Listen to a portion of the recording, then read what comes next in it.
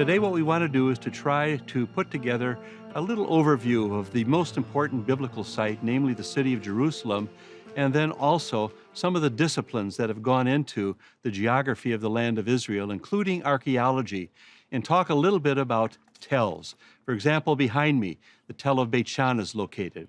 So let's begin. Jerusalem is mentioned 667 times in the Old Testament and 139 times in the New Testament, a very, very prominent city. Initially, it was situated on two hills. The one hill was the Eastern Hill, which was the old ancient core. The valley on the east of it was the Kidron Valley. Down in that valley was the Gihon Spring, which was the major water source of the city. And it was bounded on the west by a valley that we simply call the Central or Tyropean Valley. The western, higher hill is bounded on the west by the Hinnom Valley. And the Hinnom starts up at Jaffa Gate and doglegs around and joins the Kidron and eventually flows down to the Salt or to the Dead Sea. Why did they settle on the eastern hill? It's lower. However, that is where the major water source is, the Gihon Spring. That area that's bounded by the Kidron on the east and the Central Valley on the west, I like to call the Old Ancient Core.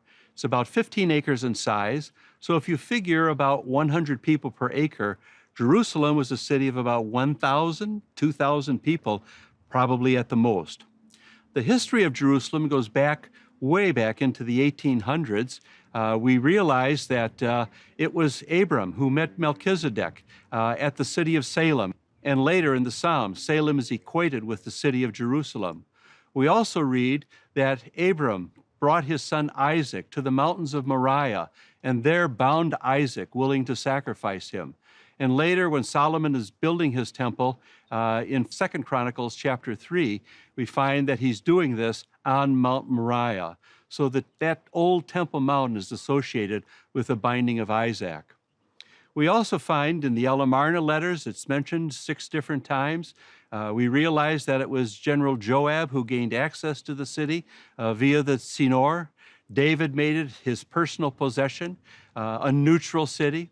And so this became the capital of the Judean monarchy throughout its whole history.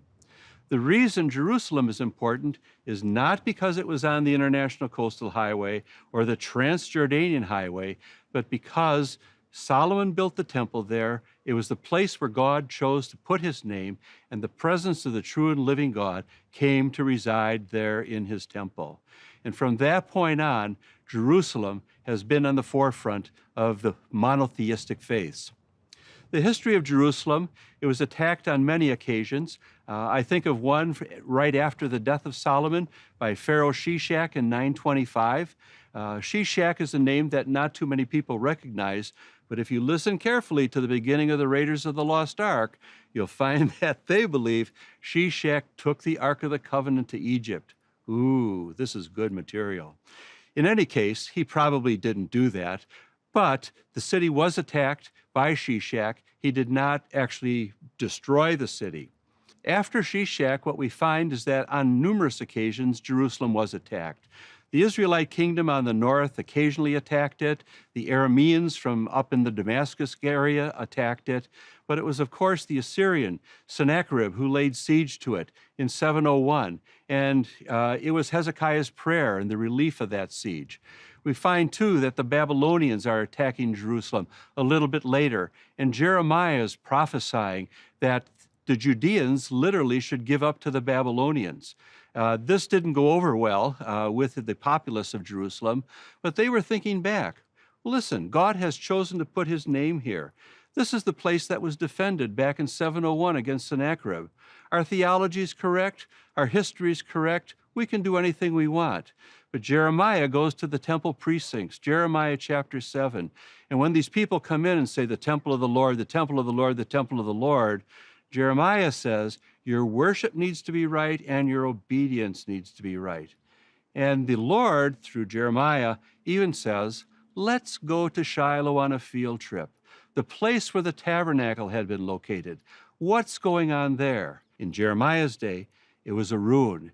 And so God was pronouncing judgment on the wicked city of Jerusalem.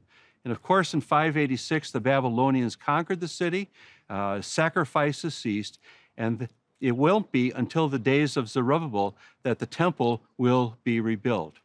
With Zerubbabel in 516 building the temple, that second temple lasts until AD 70, when it is destroyed by the Romans.